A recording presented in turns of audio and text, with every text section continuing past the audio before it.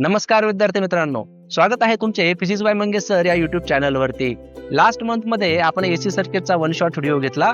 आज आपण या चॅप्टरचे इम्पॉर्टंट न्यूमेरिकल सॉल्व्ह करणार आहोत. त्यामुळे अजून ज्यांनी वन शॉट व्हिडिओ बघितलेला नसेल त्यांनी तो एकदा आवर्जून बघा, जेणेकरून त्यांचे एसी सर्किटचे सर्व कॉन्सेप्ट क्लिअर होतील आणि आजचा टॉपिक त्यांना अतिशय व्यवस्थितपणे समजून येईल. चला तर मग सुरुवात करूयात आजच्या आपल्या महत्त्वाच्या लेक्चरला. तर फर्स्ट न्यूमेरिकल बघूया. In a series LCR circuit, if resistance, inductive reactance and capacitive reactance are 3 ohm, 8 ohm and 4 ohm respectively. Calculate phase difference between voltage and current. आता फेज डिफरन्स म्हणजे फाय. आपल्याला या ठिकाणी कशाची किंमत विचारली त्यांनी? फायची किंमत विचारलेली आहे. तर सर्वात आधी आपल्याला जो गिव्हन डेटा आहे तो या ठिकाणी आपण लिहून घेऊयात. गिव्हन मध्ये सुरुवातीला LCR सर्किट आपल्याला दिलेलं आहे. रेजिस्टन्स किती आहे? रेजिस्टन्स आहे 3 ओहम. त्यानंतर आहे इंडक्टिव्ह रिॲक्टन्स. इंडक्टिव्ह रिॲक्टन्स म्हणजे इंडक्टरने प्रोड्यूस केलेलं ऑपोजिशन. त्याला आपण कशाने रिप्रेझेंट करत होतो?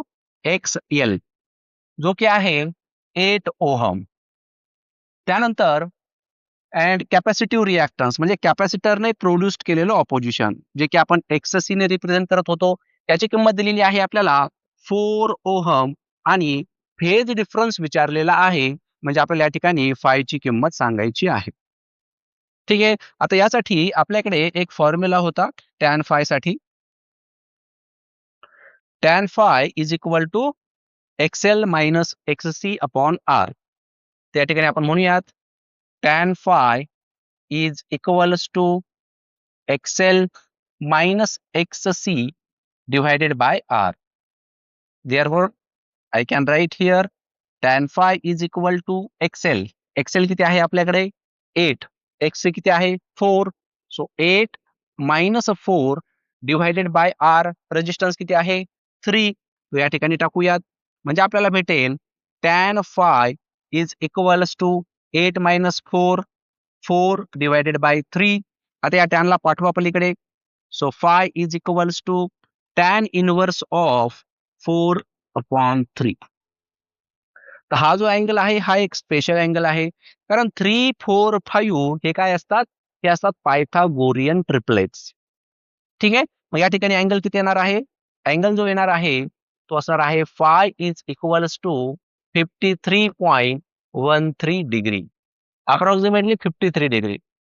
माहिती नाही 53 डिग्री आणि 37 डिग्री हे स्पेशल अँगल्स असतात. ठीक आहे. त्यामुळे जो फेज डिफरन्स आपल्याला या ठिकाणी भेटतो तो किती असणार आहे? 53.13 डिग्री. नेक्स्ट न्यूमेरिकल बघूयात. An alternating voltage given by E is equal to 140 sin 314.2 t is connected across a pure resistor of 50 ohm. Calculate frequency of the source. सर्वात आधी फ्रिक्वेन्सी विचारलेली आहे, त्यानंतर RMS करंट जो आहे तो विचारलेला आहे.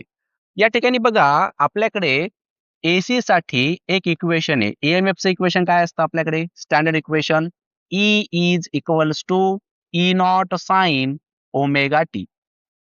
पहिल्याच लेक्चरमध्ये म्हणजे ज्यावेळेस आपण वन शॉट लेक्चर घेतला त्यामध्येच मी तुम्हाला सांगितलेलं आहे की EMFचं जे इक्वेशन असतं ते असतं E not sine omega T. आणि त्यांनी आपल्याला काय इक्वेशन दिलेलं बघा या ठिकाणी. हे आहे E is equals to 140 sine 314.2 t. जर आपण या दोन इक्वेशनला जर इक्वेट केलं तर आपल्या लक्षात येतं की E नॉटच्या जागेवरती 140 आहे आणि ओमेगाच्या जागेवरती 314.2 आहे. मग या ठिकाणी आपण म्हणू शकतो बाय इक्वेटिंग अबोव इक्वेशन्स, काय म्हणणार आपण? By equating E not. E not म्हणजे काय रे? E नॉट म्हणजे काय असतं? मॅक्झिमम EMF असतो, मॅक्झिमम व्होल्टेज असतो, नाही का?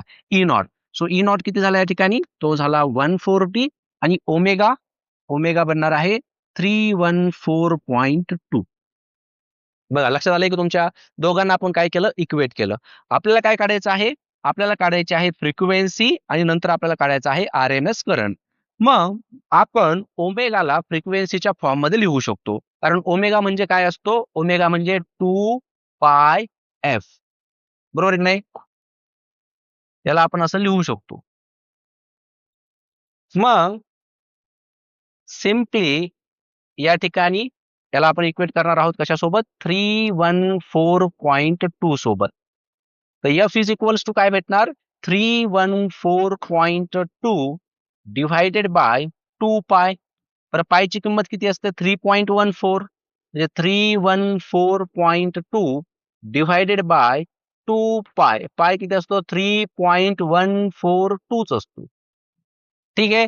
मग आता सिम्पली काय करायचं आहे आपल्याला माहिती हे दोन्ही कॅन्सल होणार आहेत. फक्त त्या ठिकाणी कशाचा फरक आहे पॉईंटचा फरक आहे. इथे न्यूमरेटर मध्ये 4 नंतर पॉईंट आहे आणि इथे काय केलेलं आहे इथे 3 नंतरच पॉईंट आहे. मग याला आपण 314.2 असंही लिहू शकतो. बघा याला आपण काय लिहू शकतो 314.2 डिव्हायडेड बाय 2 इंटू किती 314.2 इंटू 10⁻⁻². आलं का लक्षात -2चा अर्थ काय झाला डेसिमल पॉईंट 2 डिजिटने पाठीमागे आहे. म्हणजे हे 2 कॅन्सल होणार आणि हा 10⁻⁻² वरती गेला की 10⁻+2 बनणार. म्हणजे किती झाला तो 100 डिवायडेड बाय 2. म्हणजे या ठिकाणी आपल्याला फ्रिक्वेन्सी जी आहे ती भेटणार आहे 50 आणि फ्रिक्वेन्सीचं एसआय युनिट काय असतं हर्ट्झ. आलं का लक्षात. मग फ्रिक्वेन्सी किती मिळाली आपल्याला या ठिकाणी 50 हर्ट्झ मिळाली. तर आपण ही जी फर्स्ट टर्म होती ती फाइंड आउट केलेली आहे. आता आपल्याला काढायचं आहे आरएमएस करंट. मग आरएमएस करंट जर आपल्याला काढायचं असेल तर आपल्याला काय माहिती पाहिजे आपल्याकडे एक रिलेशन होतं बघा. जर आपल्याला आय आर एम एस काढायचं असेल तर आपण डेरिवेशन सुद्धा घेतलेलं आहे याचं. हे असतं I0 अपॉन √2. आठवतंय का आय आर एम एस जर मला काढायचं असेल तर मला कशाची किंमत माहिती पाहिजे I0. बरं I0 आपण कशावरून काढू शकतो बघा I0 आपण कशावरून काढू शकतो V is equal to I into R. हे सुद्धा इक्वेशन आहे बरं का आपल्याकडे. ओहम्स लॉ प्रमाणे आपण काय म्हणू शकतो V is equals to I into R. म्हणजे आपण V म्हणजेच काय E आहे. ई आर एम एस जर आपल्याकडे असेल तर आपण आय आर एम एस जो आहे तो अशा पद्धतीने काढू शकतो. कारण मला या ठिकाणी काय करावं लागेल मला आय नॉट जो आहे तो फाइंड आउट करावा लागेल. पण त्यांनी मला रेजिस्टन्स दिलेला आहे ना आर ची किंमत आहे ना आपल्याकडे बरोबर आहे की नाही. मग हा आर जर आपण इथे वापरला तर आपल्याला काय होऊ शकतं आपल्याला या ठिकाणी directly I R M S जो आहे तो भेटू शकतो. मग आय आर एम एस काढण्यासाठी मला कशाची किंमत माहिती पाहिजे मला ई आर एम एस आधी माहिती पाहिजे की ई आर एम एस किती आहे. मग ई आर एम एस आपल्याला या ठिकाणी काय भेटतोय बघा E R M S is equals to E0 upon √2 असं आपण म्हणू शकतो बरोबर आहे. E0 किती आहे आपल्याकडे बघा E0 आहे 140 डिव्हायडेड बाय √2. म्हणजे याला मी असं लिहू शकतो 0.707 इंटू 140. लक्षात आलं का तुमच्या E0 अपॉन √2 म्हणजे किती 0.707 इंटू E0. मग या दोघांचं मल्टिप्लिकेशन करा काय भेटतं बघा. इथे आपण म्हणू शकतो हवा तर हा झिरो जो आहे तो काढून टाकूयात आणि पॉईंट जो आहे तो एक डिजिटने पुढे सरकूयात. म्हणजे इथे आपण म्हणू शकतो 7.07 इंटू किती 14. मग 14 जा किती होतात 98. इथे 9 हा 9 ऍज इट इज येणार पॉईंट 14 ला 98. म्हणजे आपल्याला सरळ सरळ E0 किती भेटतो इथे तो भेटतो 98.98 व्होल्ट. आलं का लक्षात. तर ही कोणती व्हॅल्यू झाली ही झाली आर एम एस व्होल्टेजची किंमत. आता आपण काय काढू शकतो आता आपण आय आर एम एस काढू शकतो. चला मग हा फॉर्म्युला घेण्यापेक्षा आपण डायरेक्टली ओहम्स लॉ प्रमाणे जाऊयात. E R M S is equals to काय म्हणणार आपण I R M S into resistance. तर मला काय पाहिजे मला पाहिजे I R M S. So I R M S is equals to E R M S divided by R. ठीक आहे. चला किंमत टाकून तिथे बघूयात काय भेटतं आपल्याला. So I R M S is equals to E R M S किती आला तो आहे 98.98 डिव्हायडेड बाय आर. आर म्हणजे किती 50 बरोबर की नाही. बरं आता हा जर झिरो काढला तर पॉईंट एक डिजिटने इकडे घ्या म्हणजे आपल्याला काय भेटेल हा भेटेल 9.898 डिव्हायडेड बाय 5. आलं का लक्षात. आणि त्यामुळे आपल्याला जो आय आर एम एस या ठिकाणी भेटणार आहे तो किती असणार आहे 5 एक 5 किती उरले तिथे 4 5 9 जा 45 किती उरले 3 5 7 जा 35 किती उरले 4 पुन्हा 5 9 जा. तर ठीक इथपर्यंत तर आपल्याला जो IRMS भेटत आहे तो किती आहे 1.979 एम्पियर. आलं का लक्षात? नेक्स्ट क्वेश्चन बघूया. An inductor of inductance 200 millihenry is connected to an AC source of peak EMF. Peak EMF म्हणजे कोणता? मॅक्झिमम EMF, ज्याला आपण कशाने इंडिकेट करतो? E not. That is 210 volt and frequency 50 Hz. Calculate peak current. म्हणजे कशाची किंमत काढायची आहे? I नॉट ची किंमत पाहिजे यांना. Instantaneous voltage of the source when the current is at its a peak value. आणि सेकंड त्यांनी आपल्याला विचारलेलं आहे की ज्यावेळेस करंट हा मॅक्झिमम असेल त्यावेळेस इन्स्टंटेनियस व्होल्टेज किती असणार आहे. बघा, अत्यंत सोपा प्रश्न आहे हा. सर्वात आधी या ठिकाणी आपल्याला त्यांनी जे दिलेलं आहे ते लिहून घेऊयात. गिवन मध्ये काय म्हणणार? इंडक्टन्स. इंडक्टन्स कशाने दाखवतो आपण? एन या लेटरने, जो किती आहे 200 मिली हेनरी. तर आपल्याला हे मिली नकोय, कशाने मल्टिप्लाय करतो आपण याला? 10⁻³ ने हेनरी. मग आता याला आपण असंही लिहू शकतो 2 इंटू 10⁻². 200 म्हणजे काय? 2 इंटू 10⁻² इंटू 10⁻³ म्हणजे आपल्याला काय भेटेल या ठिकाणी? 2 इंटू 10⁻³ प्लस 2 -1 हेनरी. म्हणजे एल जो आहे तो आपल्याला 0.2 हेनरी या ठिकाणी भेटत आहे. पुढे ते काय म्हणतात? पीक EMF म्हणजे ई नॉट हा किती आहे? 210 व्होल्ट आहे. त्यासोबत फ्रिक्वेन्सी सुद्धा दिलेली आहे जी की 50 हर्ट्ज आहे. नेक्स्ट, कॅल्क्युलेट पीक करंट म्हणजे I नॉट जो आहे तो आपल्याला विचारलेला आहे. ठीक आहे. आता आपण जर का ओहम्स लॉ जर बघितला तर ओहम्स लॉ काय असतो? तो असतो V is equals to I into R. परंतु आपल्याला आता हा जो लॉ आहे तो या पीक व्हॅल्यू साठी वापरायचा आहे. V म्हणजे व्होल्टेज आहे. ते पीक EMF किती दिलेला आहे? 210. म्हणजे या V च्या जागेवरती मी E नॉट लिहू शकतो बघा. व्होल्टेज, मॅक्झिमम व्होल्टेज म्हणजे पीक EMF. I म्हणजे कोण? या ठिकाणी आपण I नॉट रिप्रेझेंट करू. इथे E नॉट घेतला, मग इथे आपण I नॉट घेऊया. ठीक आहे. Into R. R म्हणजे रेजिस्टन्स. आता हे सर्किट कोणतं आहे?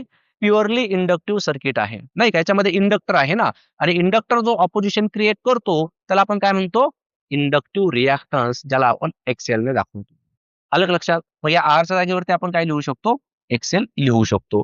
मग या ठिकाणी आपल्याला काय पाहिजे? पीक करंट पाहिजे. So I not is equals to E not upon XL. मग I नॉट जो आहे तो आपल्याला या ठिकाणी भेटेल. E नॉट ची किंमत किती आहे? ती आहे 210. एक्सेल म्हणजे काय? 2πfL. माहिती आहे formula? So 210 divided bye 2 into pi ची किंमत किती असते? 3.14. फ्रिक्वेन्सी किती आहे? 50. आणि इंडक्टन्स किती आहे? That is 0.2. मग आपल्याला काय भेटेल? 210 डिवायडेड बाय. आता इथे बघा, हा 0 जो आहे तो या ठिकाणी आपण काढून टाकूयात आणि याला 2 म्हणूयात. चालेल ना? 5 इंटू 2 किती झाला? 10. बरोबर की नाही? आणि हे किती येणार आहे? 2 इंटू 3.14 म्हणजे किती? 6.28 इंटू 10. आलं का लक्षात? पुढे आपण म्हणू शकतो I not is equal to 210 divided by 62.8. एक पॉइंट जो आहे तो एका डिजिटने आपण पुढे घेऊन जाऊया. ठीक आहे. जर आपण या दोघांचा रेशो घेतला, त्याने जर याला आपण डिवाइड केलं तर आपल्याला 3.342 एम्पियर अशी अप्रॉक्सिमेटली व्हॅल्यू भेटते. म्हणजे पीक करंट आपल्याला किती भेटतो? तो भेटतो 3.342 एम्पियर. मग हा कोणता करंट आहे? याला आपण पीक करंट असं म्हणतो. आलं का लक्षात? मग आता इथे अजून एक महत्वाची गोष्ट काय आहे बघा, की हे जे सर्किट आहे हे प्युअरली इंडक्टिव्ह सर्किट आहे. मला सांगा, इंडक्टर जो आहे तो कशा पद्धतीने बिहेव करतो? इंडक्टर मध्ये कोण लीड करतं आणि कोण लॅग करतं? इंडक्टर मध्ये व्होल्टेज जो आहे तो लीड करत असतो बघा. तो कितीने लीड करतो? π/2 ने लीड करतो आणि करंट त्याच्या पाठीमागे असतो π/2 ने.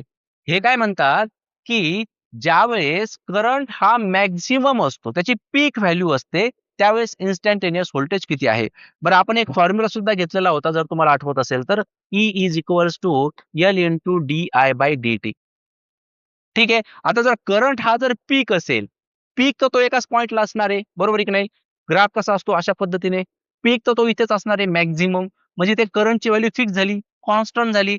मग या ठिकाणी जर आय जर कॉन्स्टंट होत असेल तर कॉन्स्टंटचा डेरिव्हेटिव्ह किती असतो? 0 असतो. म्हणजे हा di/dt याची किंमत काय झाली? 0 झाली. 0 इंटू एनिथिंग काय झालं? 0. म्हणजे तिथे ईएमएफ किती असणार आहे?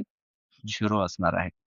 आलं का लक्षात? मग आपण असं म्हणू शकतो की ज्यावेळेस करंटची पीक व्हॅल्यू असेल, म्हणजे करंट हा ज्यावेळेस मॅक्झिमम असेल, त्यावेळेस त्या ठिकाणी असणारं जे इन्स्टंटेनियस व्होल्टेज आहे ते किती असणार आहे? 0 असणार आहे. नेक्स्ट क्वेश्चन बघूया. 100 ohm resistor is connected to a 220 volt 50 hertz supply. Calculate RMS value of current and net power consumed over the full cycle. या ठिकाणी हा अत्यंत सोपा प्रश्न आहे बघा. गिव्हन मध्ये आपल्याला रेजिस्टन्स दिलेला आहे. रेजिस्टन्स किती आहे? जो की आहे 100 ohm. So R is equals to 100 ohm. त्यानंतर व्होल्टेज दिलेला आहे. आता हे कोणतं व्होल्टेज आहे? RMSच आहे. ठीक आहे. So ERMS is equals to that is 220 volt. Frequency दिलेली आहे F is equals to 50 hertz.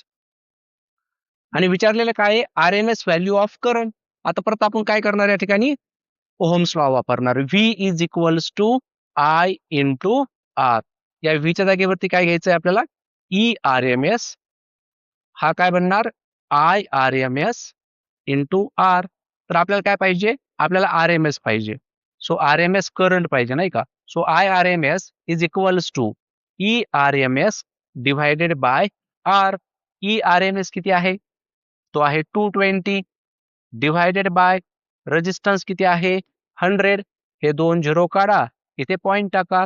म्हणजे IRMS किती भेटला आपल्याला या ठिकाणी? जो की असणार आहे 2.2 एम्पियर. आलं का लक्षात? आता काय करायचंय? पॉवर. पॉवरचं काय बेसिक फॉर्म्युला आहे आपल्याकडे? Power is equal to voltage into current नाही का? So P is equals to voltage किती आहे? ERMS किती आहे? 220. करंट किती आहे? 2.2. म्हणजे पॉवर काय भेटणार? 22. आणि हा 0 काढून टाका. याला पण 22 लिहा. तर 22 चा स्क्वेअर काय असतो? 484. आणि पॉवरचा SI unit watt. Finished. Next question बघूयात. 0.1 henry inductor, 25 into 10 to the power minus 6 farad capacitor and 15 ohm resistor are connected in series to a 120 volt 50 hertz AC source. Calculate the resonant frequency. ठीक आहे. आता हा प्रश्न जो आहे हा देखील अत्यंत सोपा आहे बघा. रेझोनंट फ्रिक्वेन्सीचा फॉर्म्युला काय असतो? बरं चला आधी आपण गिव्हन लिहूयात काय काय आपल्याला दिलेलं आहे. गिव्हन मध्ये या ठिकाणी इंडक्टन्स दिलेला आहे जो की असणार आहे L, दॅट इज 0.1 हेनरी. त्यानंतर दिलेला आहे कॅपॅसिटन्स जो असणार आहे C, तो किती आहे? 25 into 10 to the power minus 6 farad. पुढे रेजिस्टर. बरं मला एक सांगा, जर आपल्याला जर का रेझोनंट फ्रिक्वेन्सी काढायची असेल तर त्या ठिकाणी रेजिस्टन्सची गरज असणार आहे का? नाही. तरी देखील आपल्याला इथे रेजिस्टन्स त्यांनी दिलेला आहे. रेजिस्टन्स किती दिला त्यांनी आपल्याला? जो की आहे 15 ओहम. आता हे तुमच्या लक्षात येईल पुढे ज्यावेळेस आपण फॉर्म्युला लिहू त्यावेळेस. त्यानंतर व्होल्टेज दिलेला आहे E, जे की आहे 120 व्होल्ट. आणि फ्रिक्वेन्सी दिलेली आहे 50 हर्ट्ज. आता रेझोनंट फ्रिक्वेन्सी जर आपण फॉर्म्युला बघितला तर तो काय असतो? FR is equals to 1 upon 2 pi under root of LC. त्याला आपण डिराईव्ह सुद्धा केलेला आहे. ठीक आहे. आता इथे जर आपण बघितलं तर रेझोनंट फ्रिक्वेन्सी आपल्याला भेटेल 1 अपॉन किमती टाका. बघा या फॉर्म्युल्यात कुठे R दिसतोय का तुम्हाला? रेजिस्टन्स कुठेच नाहीये ना, पण हा रेजिस्टन्स आपल्याला दिलेला आहे. हे लक्षात ठेवायचं. रेझोनेटिंग फ्रिक्वेन्सी मध्ये आपल्याला रजिस्टरची काहीही गरज पडत नाही. चला मग काय येईल? Under root of L. L ची किंमत किती आहे? L आहे 0.1 इंटू C किती आहे? 25 into 10 to the power minus 6. तर याला आपण लिहू शकतो FR is equals to 1 upon 2 pi. 2 पाय म्हणजे 6.28 लिहू का? पायची किंमत किती झाली? 3.14. त्याला जर 2 ने मल्टिप्लाय केलं तर किती येईल? 6.28. आणि अंडर रूट मध्ये 0.1 इंटू 25 म्हणजे 2.5 into 10 to the power minus 6. ठीक आहे. आता ही जी टर्म आहे ना रूट मधली, याला आपण एकदा सॉल्व्ह करून घेऊयात. बघूयात आपल्याला काय उत्तर भेटतंय. तर सेकंड पेज वरती घेतो मी ही टर्म. बघा ही टर्म जी आहे ती आहे 2.5 इंटू 10⁻⁻6. रूट मध्ये जर का पॉवर ही इव्हन येत असेल, जसं की आता इथे 10⁻⁻6 आहे, तर 6 हा इव्हन नंबर आहे, नाही का? म्हणजे याला आपण रूटच्या बाहेर काढू शकतो. म्हणजे हे काय येईल, अंडर रूट मध्ये 2.5 तसाच राहणार आहे आणि याला मी काय लिहू शकतो, 10⁻⁻3 लिहू शकतो. बरोबर आहे की नाही? कारण आपल्याला माहिती आहे ना, रूट एक्स म्हणजे काय असतो, x⁻1/2 असतो. म्हणजे इथे जर आपण बघितलं तर जर रूट मध्ये 10⁻⁻6 असेल तर त्याला आपण काय लिहू शकतो, 10⁻⁻6 आणि याची पॉवर किती लिहायची, 1/2. म्हणजे 2 3 जा काय झाले 6, म्हणजे उरलं काय 10⁻⁻3. म्हणजे हा 10⁻⁻6 रूटच्या बाहेर आला की तो 10⁻⁻3 बनणार आहे. बट व्हॉट अबाउट दिस 0.25? बरं, 2.5 हा कशाचा परफेक्ट स्क्वेअर आहे का? नाही, 2.5 कशाचाही परफेक्ट स्क्वेअर नाहीये. मग आता 2.5 हा परफेक्ट स्क्वेअर नाहीये. मग आपल्याला रूट 2.5 ची तर किंमत काढायची आहे. मग आपण ती कशी काढणार? त्यासाठी एक फॉर्म्युला असतो बघा. समजा एखादा नंबर जर का परफेक्ट स्क्वेअर नसेल आणि तो रूट मध्ये असेल, तर त्याला आपण कशा पद्धतीने फाइंड आउट करू शकतो. जसं की आता यांनी आपल्याला काय दिलं, रूट 2.5 दिला. मग हा नंबर कोणत्या नंबरच्या जवळ आहे, जो की कशाचा तरी परफेक्ट स्क्वेअर आहे. 2.5 जर आपण बघितलं तर हा 2.25 च्या जवळ येतो. कारण 2.25 कशाचा स्क्वेअर आहे, 1.5 चा स्क्वेअर आहे. 15चा वर्ग किती आहे, 225 आहे ना, नाही का? तर 1.5 चा स्क्वेअर जर आपण केला तर तो 2.25 आपल्याला भेटतो. सर्वात आधी आपल्याला काय करायचं असतं, याच्या जवळचा असणारा परफेक्ट स्क्वेअर तो शोधायचा असतो. ठीक आहे. म्हणजे हा जो 2.5 आहे याला मी काय लिहू शकतो, 2.25 प्लस 0.25. बघा बरं, 2.25 प्लस 0.25 जर आपण केला तर आपल्याला काय भेटणार आहे, 2.5 भेटणार आहे. बरोबर आहे. मग या ठिकाणी काय लक्षात ठेवायचं आपण, हा जो नंबर आहे ना तो आपल्यासाठी ए आहे आणि हा जो नंबर आहे तो आपल्यासाठी बी आहे. ते एक शॉर्ट मेथड आहे. मी पटकन तुम्हाला सांगतो, लक्षात घ्या काय कशा पद्धतीने सोडवायचं. काय करायचं, रूट ए घ्यायचा, प्लस मायनस, प्लस असो मायनस असो. कधी कधी नंबर हा जो असणार आहे हा जास्त पण असू शकतो ना, म्हणजे 2.5 च्या पुढेच देखील एखादा नंबर असणार आहे, तर ते आपण मायनसचा पण साईन वापरू शकतो. जसं आपण इथे प्लस घेतलं ना, तिथे मायनस सुद्धा घेता येतो. मग काय करायचं, याला रूट ए प्लस मायनस बी अपॉन 2√8 या फॉर्म मध्ये लिहायचं. याला आपण सोडवलं की आपल्याला रूट 2.5 कशाचा स्क्वेअर आहे हे लक्षात येणार आहे. ठीक आहे. चला मग टाकून बघूयात. आता हे बघा, हा फॉर्म्युला आहे आपला.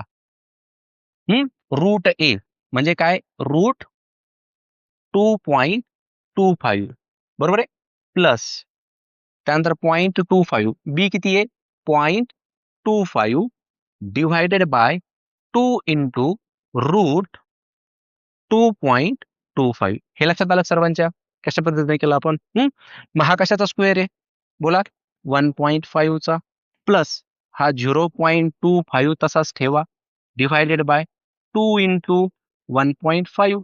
म्हणजे काय भेटलं आपल्याला, 1.5 प्लस 0.25 डिवायडेड बाय, आता हे 1.5 आहे, नाही का? म्हणजे 3/2 असंही लिहा किंवा 1.5 इंटू 2 करा म्हणजे 3 भेटेल. हम्म. चला मग पुढे काय भेटतंय, 1.5 प्लस, आता याने याला डिव्हाइड करा, 3 8 24, सो 0.2 लहान आहे ना, एक 0 घ्या. मग 3 8 जा 24, किती उरला 1, 3 3 जा 9, परत किती उरला 1, तर चालूच राहणार 3 3 कंटिन्यू. तर 0.08 लिहितो मी या ठिकाणी, 83 लिहितो. आलं का लक्षात? मग यांची ऍडिशन करा, 1.500 8च घेतलं तरी चालेल, ठीक आहे.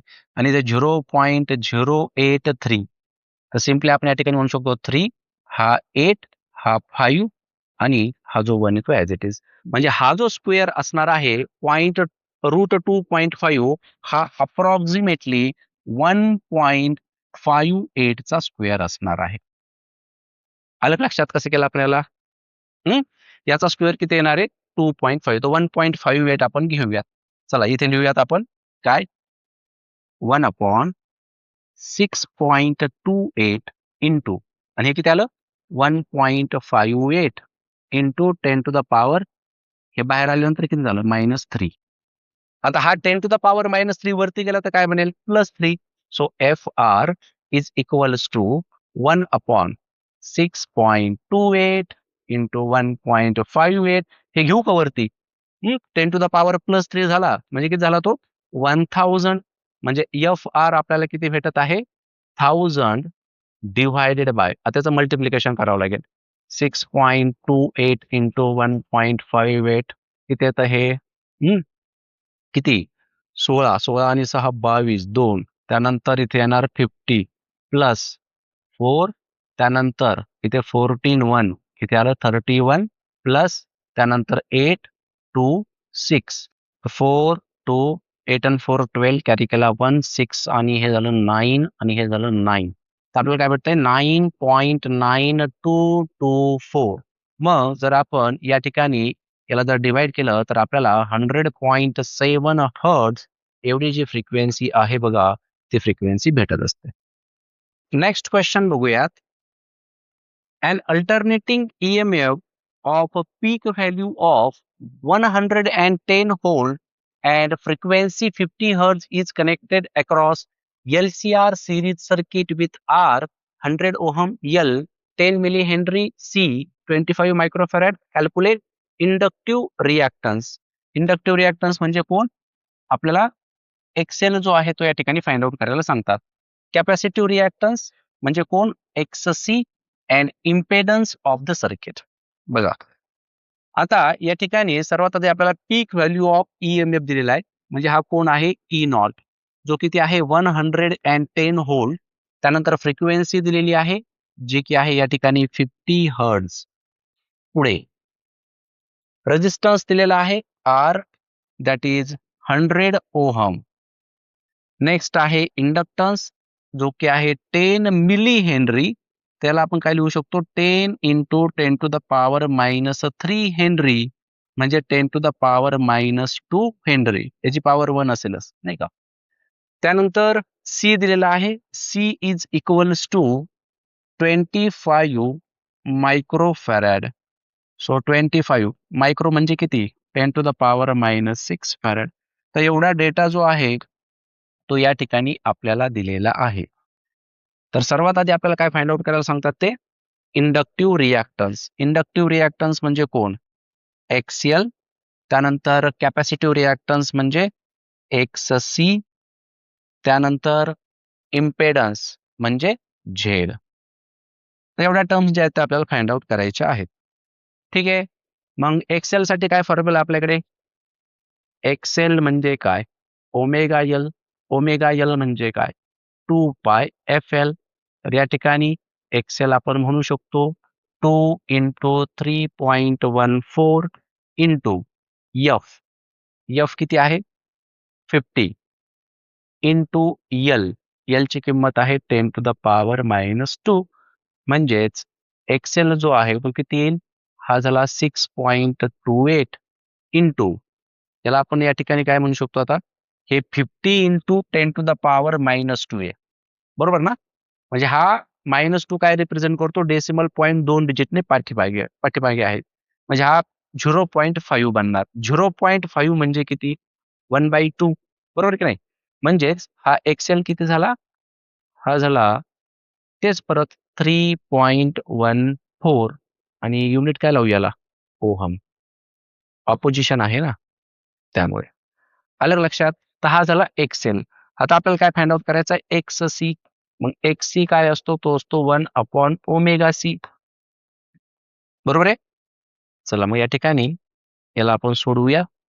तर XC आपल्याला भेटेल 1/2πfc. म्हणजेच XC इक्वल्स टू 1/2 पाय म्हणजे किती? 3.14. F म्हणजे 50 आणि C किती दिलेला आहे? 25 इंटू 10⁻⁻6. ठीक आहे. हे जर वरती गेले तर 10⁻+6 येतात. जर आपण याला सॉल्व्ह केलं तर तुम्हाला सिम्पली या ठिकाणी याचं डिव्हिजन जे घ्यायचं आहे तर हे उत्तर यायला पाहिजे 127.3 ओहम.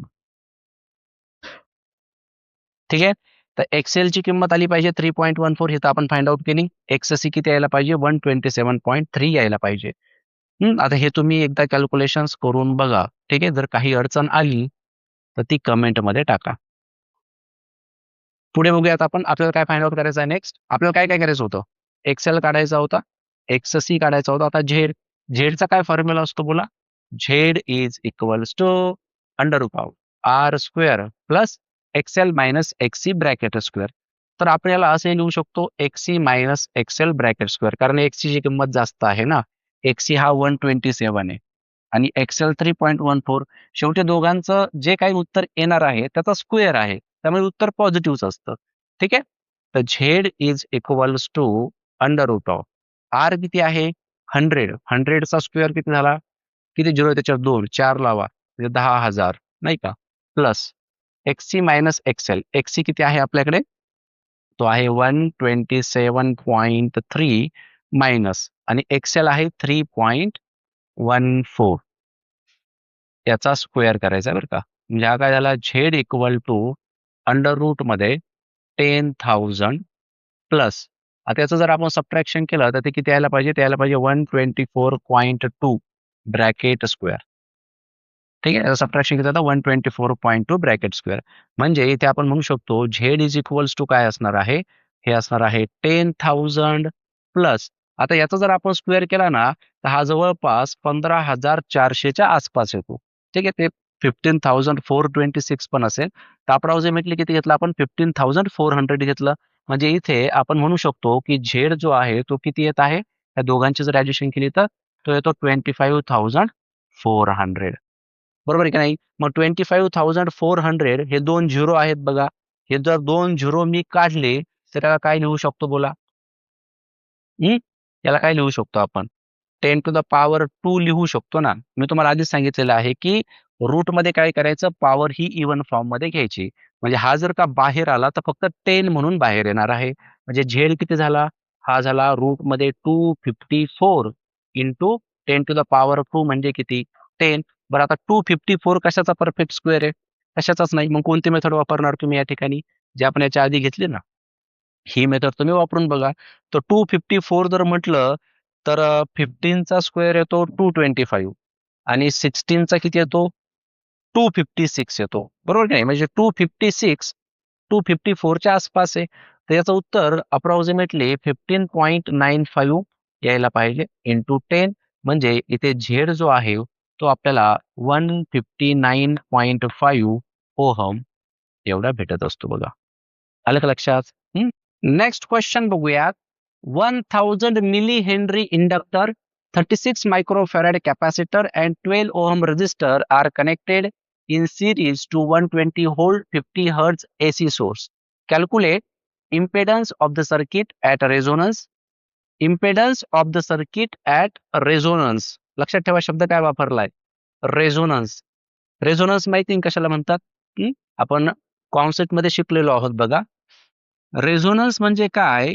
की एक अशी कंडिशन असते ज्या कंडिशनला सर्किटमध्ये सर्वात कमी ऑपोजिशन असतं. मग इम्पेडन्स काढण्यासाठी आपल्याकडे फॉर्म्युला असतो Z is equals to under root of R square plus XL minus X C bracket square. जर या दोघांची किंमत जर सारखी झाली तर हा जो पार्ट आहे हा कॅल्क्युलेशन मधून निघून जाणार आणि सिम्पली आपल्याला झेडची किंमत जी आहे ती मिनिमम भेटणार. तर झेड काय पाहिजे? मिनिमम पाहिजे. झेड म्हणजे एक प्रकारचं ऑपोजिशन आहे. इम्पेडन्स म्हणजे काय? इम्पेडन्स म्हणजे इंडक्टर, कॅपॅसिटर आणि रेझिस्टर या तिघांनी मिळून बनवलेलं ऑपोजिशन. ठीक आहे. तर हे कसं पाहिजे? मिनिमम पाहिजे. मग under root of R square म्हणजे काय? आर. आलं का लक्षात? म्हणजे जो झेड मिनिमम असणार आहे तो कशाच्या बरोबर असणार आहे? आरच्या बरोबर असणार आहे आणि ही आहे कशाची कंडिशन? रेझोनन्सची कंडिशन. हे विसरायचं नाही. ठीक आहे. मग पहिल्यांदा काय विचारलं त्यांनी? इम्पेडन्स सांगा म्हणतात किती आहे. नंतर म्हणतात करंटची किंमत सांगा आणि नंतर रेझोनेटिंग फ्रिक्वेन्सी विचारलेली आहे. तर 3 टर्म्स आपल्याला फाइंड आउट करायच्या आहेत. चला, तर सर्वात आधी या ठिकाणी आपण बघूयात गिव्हन मध्ये काय काय आहे. So given data is milli henry म्हणजे हा इंडक्टन्स झाला, जो की किती आहे? 1000 मिली. मिली नकोय आपल्याला. ठीक आहे. तर 1000 म्हणजे किती?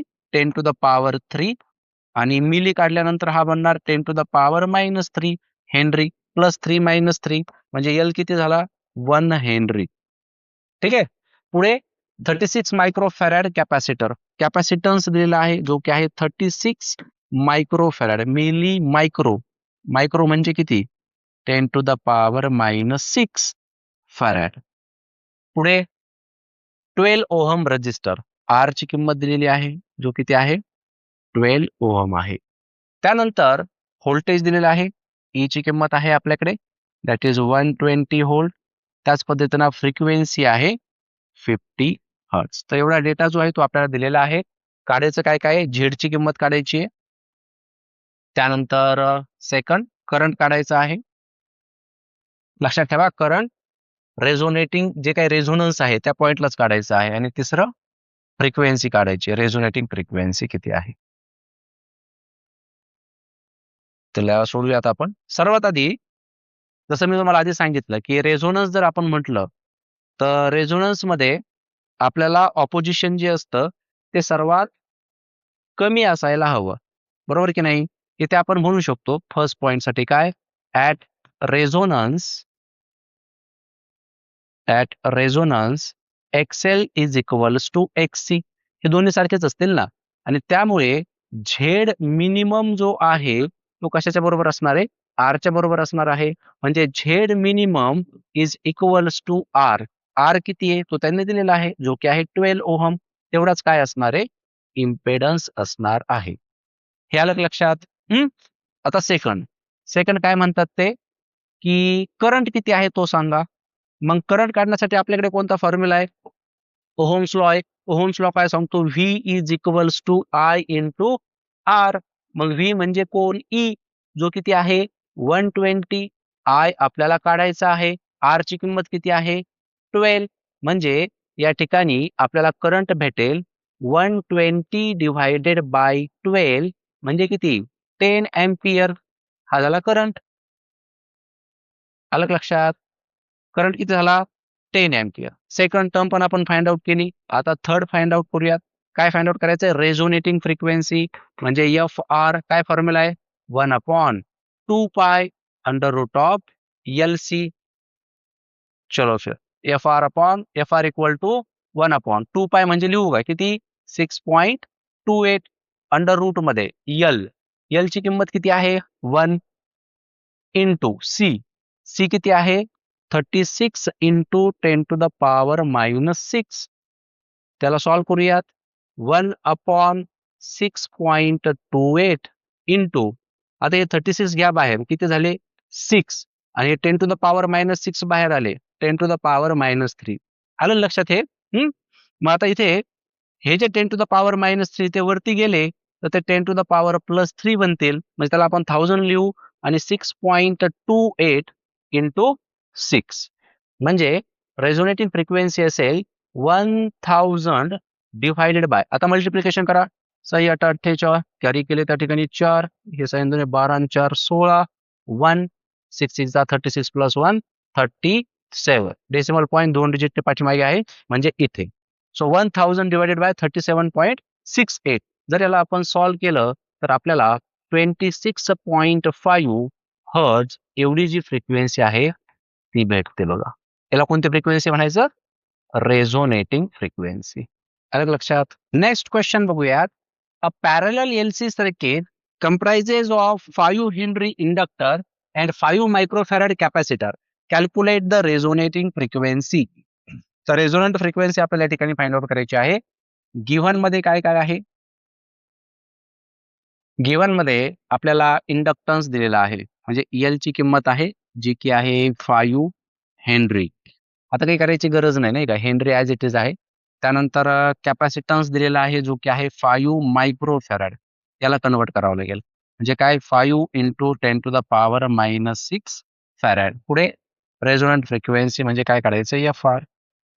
काय फॉर्म्युला आपल्याकडे रेझोनेटिंग फ्रिक्वेन्सीसाठी, तिथे आपण म्हणू शकतो F R is equals to 1/2 pi under root of L C.